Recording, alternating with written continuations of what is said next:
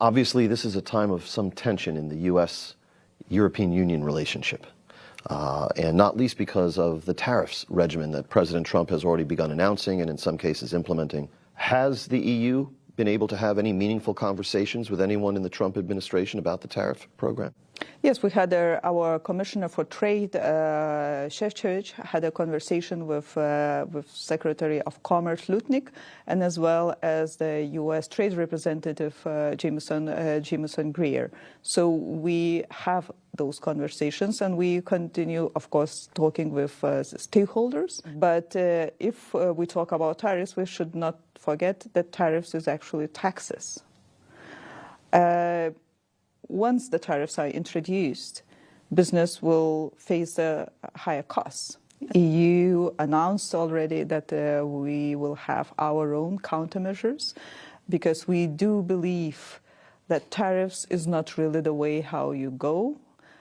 If you have trade issues or you want to have a trade conversations, and even if you want to deal on the trade deficit issues, tariffs for us is the last of the measures in the toolbox. Do you get the sense that the Trump administration is earnestly negotiating with you? We have those conversations, and the conversations is probably already negotiations. But do you get the sense that they're open to a realistic deal, or are they just trying to drive very punitive terms? Well, I hope not, because as I mentioned, there's a lot at stake. Only in U.S. the European companies, European Union companies, employs around 10 million of people. When you heard President Trump say publicly that the EU was formed to, quote, screw the United States, what did you think in that moment? First of all, EU was formed in order to make sure that there will be peace in Europe after the Second World War. It was called differently at that moment, and it was the condition, actually, of American support for reconstruction of Europe. It seems a number of major European leaders have come already to the conclusion that the transatlantic alliance under President Trump presently is suffering and going to get worse, and that therefore the European states have to remilitarize to a certain extent and build up their own defenses and make their own defense alliances. Is that the future?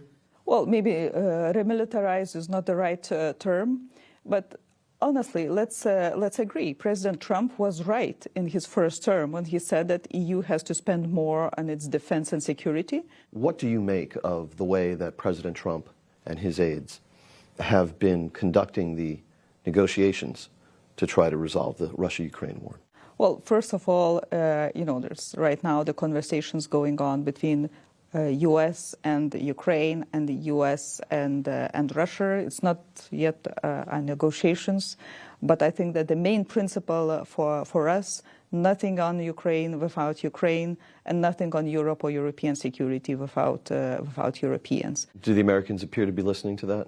I hope so. Would you say that President Trump is being even-handed in his treatment of the Ukrainians and the Russians?